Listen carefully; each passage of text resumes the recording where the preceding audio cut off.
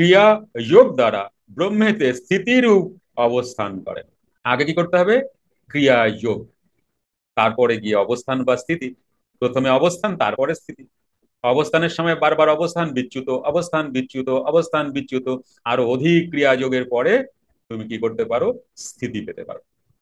এই স্থিতিরই খোঁজ করতে বারবার আমরা আসি, এবং স্থিতি পর্যায়ে যেতেই আমরা বারবার প্রয়াসী।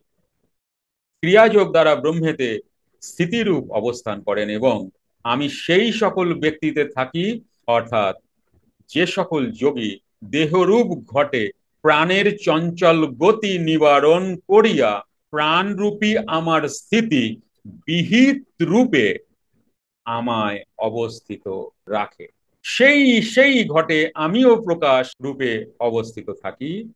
আর যাহারা প্রাণের চঞ্চল গতি বৃদ্ধি করিয়া আত্মার ক্ষয়ে, মানে আয়ু ক্ষয়ে, আত্মার ক্ষয়ে এখানে আয়ু ক্ষয়ে সতত নিযুক্ত। প্রাণের চঞ্চল গতি, সারা দিন রাত ফস ফস করে নিচ্ছি আর ফেলছি, এই গতিকে কম করার কোনো চেষ্টা করছি না। তারা কি করছি? তারা অচিরেই আয়ুকে ক্ষয় করছি, মানে আমি যে শ্বাসের পুঁজি নিয়ে এসেছি সেই শ্বাসের পুঁজিকে ক্ষয় করছি। সতত যুক্ত তাহারা প্রাণ রূপী আমাকে প্রকৃত রূপে রাখিতে পারে না, এবং তাহারা মেঘে আচ্ছাদিত শশধরের ন্যায় সর্বদাই আমাকে ঢাকিয়া থাকে। আকাশের চাঁদকে দেখেছো তো? মেঘ হলে কেমন হয়? চাঁদের ওই স্নিগ্ধ যে আলো, সেটা আমরা পাই? পাই না। সেটা মেঘে আচ্ছাদিতর মতো হয়ে থাকে, ফলে সেই প্রকাশ আমরা পাই না। কারা? যারা শুধু ফস ফস করে চঞ্চল প্রাণের বৃদ্ধি ঘটাচ্ছে, মানে আয়ু ক্ষয় হচ্ছে। নবম অধ্যায় 30 নম্বর শ্লোক।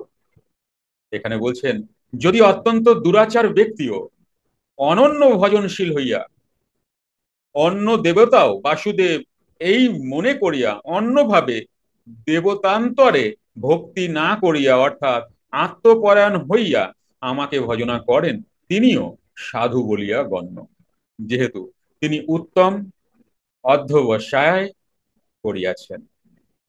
এখানে তোমরা কার এক্সাম্পল হিসাবে নিতে পারো? বাল্মীকি মুনি, তাই না? বাল্মীকি মুনি কি অতি দুরাচারিত ছিলেন? এরকম আরো সাধু মহাপুরুষ যারা পরে আমরা পেয়েছি, তাদের পাস্ট লাইফ অনেকটা হিংসার মধ্যেই ছিল। তাহলে এখানে পঞ্চন বাবা তাৎপর্য করছেন, যে ব্যক্তি রত্নাকরের ন্যায় অতি দুরাচার, এই যে এক্সাম্পল বাবা দিচ্ছেন,